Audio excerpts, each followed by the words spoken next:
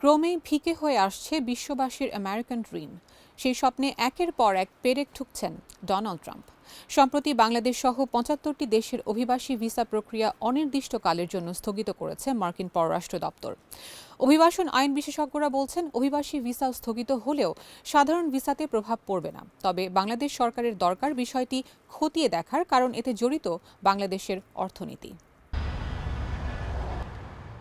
২০২৩ সালে বাংলাদেশ থেকে মার্কিন ভিসা দেওয়া হয়েছিল ৫৯,২৫৪টি, যার ১৪,৫৮০টা ছিল ইমিগ্রেন্ট বা অভিবাসী ভিসা। ২০২২ সালে এই সংখ্যা ছিল ১০,২০০, ২১ সালে ৬,১৮০ আর ২০২০ সালে ৯,০০০-এর বেশি বাংলাদেশি যুক্তরাষ্ট্রে আইনগতভাবে স্থায়ী বসবাসের অনুমোদন পায়।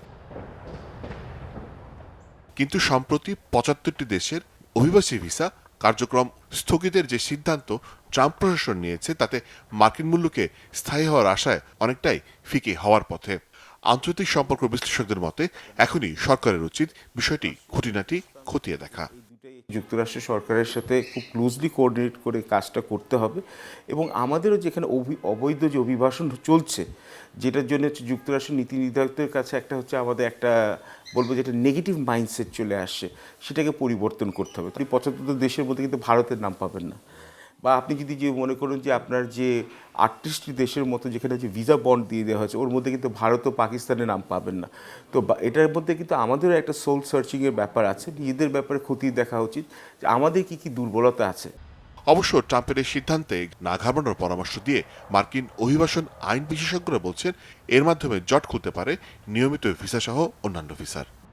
যেহেতু এমবেসির উপরে এখন ইমিগ্রেন্ট ভিসা ইস্যু করার প্রেশারটা থাকছে না, তারা যেহেতু আপাতত স্থগিত রাখছে, কাজেই নন ইমিগ্রেন্ট যে category, visit visa, student visa, investment visa, employment base যে ভিসাগুলি আছে, যেগুলি আমি আগে বললাম যে F1, O1, L1, J1, B1, B2, E2, এই অ্যাপ্লিকেশনগুলি কিন্তু এখন অনেক বেশি সুবিধা পাবে। ২০২৪-এর আগস্টে বাংলাদেশের রাজনৈতিক পট পরিবর্তনের পর যুক্তরাষ্ট্র থেকে রেকর্ড প্রবাসী আয় আসে বাংলাদেশে। গেল বছর মোট প্রবাসী আয়ের ১১% পাঠিয়েছেন যুক্তরাষ্ট্রে থাকা বাংলাদেশিরা। মোর্শেদ হাসিব, চ্যানেল 24, ঢাকা।